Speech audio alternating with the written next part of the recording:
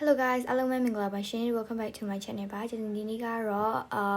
night routine လေးရိုက်ထားပဲဖြစ်ပါရဲ့ရှင်အကြည့်ပေးကြပါဦးအဲ့တော့ပထမအဆုံးကတော့အမ cleanser နဲ့ပထမအဆုံးမျက်နှာကို cleansing လုပ်မှာပဲဖြစ်ပါရဲ့ရှင်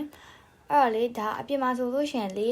ကျေးဇူးရဲ့ဘယ်လိုပြောမလဲဒီ night routine အဲ့လောက်မကြာဘူးကွာ50 minute လောက်ပဲ50 minute လောက်ပဲဒါပေမဲ့ vlog ရိုက်လိုက်တော့နည်းနည်းတော့ကြာသွားရပေါ့နော်အမ cleanser ပြနေပါရဲ့အဲ့ဒီမှာပဲဗာမိကြံခဲ့လဲဆိုတော့မန်နေကအဲ့ဒါဘီကုတ်ယူတာမန်နေကအဲ့ဒါဘီကုတ်နဲ့မသုံးကလစ်ခလေးရင်းနဲ့ကွာဒီမှာကလစ်ဘေးနားနှစ်ခုကိုညက်တာမန်နေကအဲ့ကလစ်နှစ်ခုကပြောက်နေရောအဲ့ဒီဘီကုတ်ကလေးပဲကောက်ယူလိုက်ပါရဲ့ရှင်အမ cleansing လုပ်ပါရဲ့အမလုပ်တယ်လုပ်တယ် cleansing နေလုပ်တယ်ဒီချာချာ cleansing ကိုလုပ်ကြပါမျက်နှာဒီချာချာ cleansing လုပ်ပါပေါ့နော်ရှင်တချို့ရတော့ double cleansing လုပ်တယ်ဒါပေမဲ့ကျင်းကတော့ double cleansing မလုပ်ဘူးကျင်း skin ကအရင် sensitive ဖြစ်တဲ့အတွက်ကြောင့်မလို့ကျင်းတိတ်ပြီးတော့ double cleansing မလုပ်တစ်ခေါက်လောက်တည်းပဲ double cleansing လုပ်လိုက်တယ်နည်းနည်း break out နည်းနည်းဖြစ်သွားတော့ထပ်ပြီးမလုပ်တော့တာပေါ့နော်ရှင်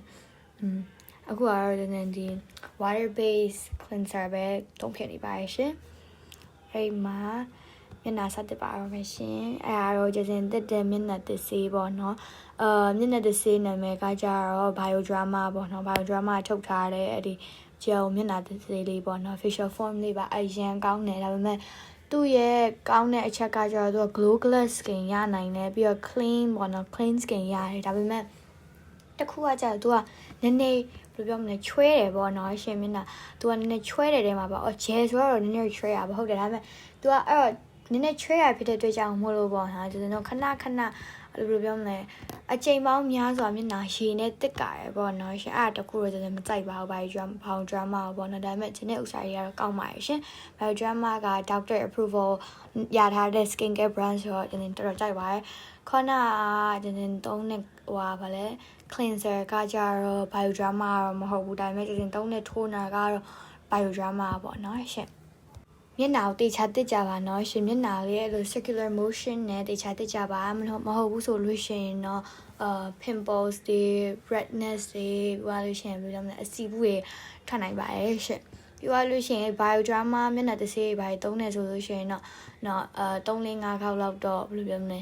တက်ပေးပေါ့နော်နှမို့ဆိုချွဲပြီးတော့ကြံခဲ့လိုက်မှဆက်ပြရည်မင်းတော့အဲ့လိုကြံခဲ့လို့ရှိရင်ကြတော့ pimples တွေပေါက်တက်ပါရဲ့ရှင်အမဘာဖြစ်လို့အဲ့လိုကြည်နေရလဲလို့မေးလိုက်မယ်တဲ့ဘာဖြစ်လို့လဲဆိုလို့ရှိရင်ဘာလဲတငယ်ချင်းတွေကစားတယ်လားပို့နေတယ်တဲ့သူဘာလဲသူစမိုးပွဲတော့နင်ပါစာလောက်တာလဲငါမလောက်တတ်တော့ဘူးဘယ်လိုလောက်ကမလဲဆိုလာမေးရပေါ့နော်တွားတိုက်တော့တကားတော့ပိတ်တယ်တကားတော့ပိတ်တော့တွားလိုက်တယ်နဲ့တကားဘေးဟာနဲ့တိုက်မိရောနေရနဲ့အဲ့ဒါကိုရှိလိုက်ပြီးရကျမအလိုပါတွားဆက်တိုက်ပါတွားကိုတိုက်တဲ့ခါကျရင်လည်းအလွန်ဆုံးမဟုတ်အနည်းဆုံး2မိနစ်တိုက်ပါရှင်တွားကိုတခြားတိုက်ကြပါရှင်အားလေးတော့ကျမတဲတွားတိုက်တယ်2မိနစ်လောက်ကြာရဲတွားတိုက်တာအဲ့လောက်ပဲကြာတင်ပါတယ်ကဲပြီးသွားပြီဆိုတော့အနွေးရအောင်ပဲ Nigeria check လိုက်ပါရှင်တွေ့လားပြောရတဲ့အတိုင်းပဲ Biodrama ကထိုနာသုံးတယ် Biodrama ထိုနာကလည်းတော်တော်ကောင်းတယ်သူကလည်း clean glow glass skin ရရပေါ့နော်ရှင်သူကဘာတစ်ခုမကောင်းလဲဆိုတော့မကောင်းတဲ့ချက်ကတော့မရှိဘူးဒါပေမဲ့သုံးရတာတော်တော်ကောင်းတယ်မကောင်းတဲ့ချက်ဆိုတာမရှိဘူးတော်တော်လေးကောင်းတယ်ပေါ့နော်Korean beauty influencer ရဲ့သူကဘာလဲမျက်နှာကိုတဲ့တိုနာပဲတိုနာသုံးတဲ့ခါကြလို့ရှိရင်ဆွဲပြီးမသုံးနဲ့ဆိုတာကြည့်ချင်မှ follow နေပါတယ် rules တွေအကုန်လုံး follow ပါတယ်ဒါမှနှာခေါင်းကတော့ပုတ်လိုက်ပါသေးရဲ့ရှင်ကျမအလိုပါမှန်ကြည့်လိုက်တယ်ကြွားတယ်သူ့ရဲ့ skin ကိုကြွားပါတယ်ကျ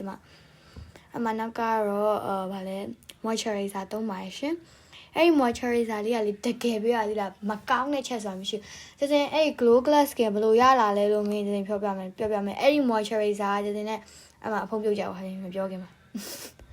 အဲ့ဒီ moisturizer တော်တော်ကောင်းတယ်အရန်လေးမွေးကြိုင်ပြီးတော့လေတကယ်ကိုမွေးတာပါလား sakura အနံ့လေးပေါ့နော်အဲ့ဒီ sakura အနံ့လေးအရန်မွေးရဘူးဖွင့်လိုက်တာနဲ့မွေးနေရပဲပြီးသွားလို့ရှိရင် moisturizer ရဲ့ texture ကလည်းအရန်ကောင်းတယ်ပေါ့နော်ရှင်ပြီးတော့ကြည့်ဘယ်လိုပြောမလဲမျက်နှာလေးကြည်ပြီးတော့အဲ့လေးပဲဖြစ်သွားတာပေါ့နော်ရှင်အရန်ကြိုက်ပါတယ်အဲ့ဒါအဲ့ဒီ moisturizer ထိုနာထက်တောင်ပိုကြိုက်ပါသေးရဲ့ရှင်လောက်တယ်ကြွားပါပြီရှင်ထပ်ပြီးကြွားပါရဲ့ကြွားကျမကြွားရဲ့ကြည့်လိုက်မိုက်တယ်တဲ့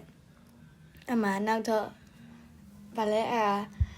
အမနှက်ခမ်းနီမဟုတ် lip balm ပြောရမှာတော့မယ်ကျမပြောမယ်အမနှက်ခမ်းနီမဟုတ်ဘူးဆိုပြီးဟုတ်တယ်မဟုတ်ဘူးမှားတယ်ကျမမှား lip balm နော်မှားပါလို့ Vaseline lip balm ဆိုပါတယ်အဲ့ဒီ Vaseline lip balm လေးကလည်းတော်တော်လေးကောင်းနေပေါ့နော်ရှင်ဒီ recommendation ပေးပါတယ်ရှင်အမကြွားပြန်ပြီပြီးလို့ရှင်တော့အဲ့ aloe vera gel ပါရှင်အဲ့ aloe vera gel ပေါ့နော်ဒီရှားတောင်းလက်ဖက် gel ကတော်တော်လေးကိုကောင်းနေသူသူ့ကိုလည်းတော်တော်ကြိုက်တယ်အဲ့ aloe vera gel ကိုလည်းအမကြည့်တော့လင်းရတာလေ texture အရန်ကောင်းတယ်အသားပေါ်တင်လိုက်ပြီဆိုတာနဲ့ကိုလေအေးပြီးတော့လေးလာလို့ပြောမှန်းအေးလေးနဲ့အသားကြည်လေးဖြစ်သွားတာပေါ့နော်ခန်းစားရတာလေအေးလေးပြီးတော့အသားကိုကြည့်လိုက်လို့ရှိရင်အသားကြည်လေးဆိုတော့အရန်ကောင်းတယ်ရှင်တော်တော်လေးကောင်းတယ်သူလည်းလက်တွေပဲလိမ့်တာမဟုတ်ဂုတ်တွေရောလိမ့်ပါရဲ့လေပင်ရောလိမ့်ပါရဲ့ရှင်အရန်ကောင်းတယ်သူကပေါ့နော်ရှင်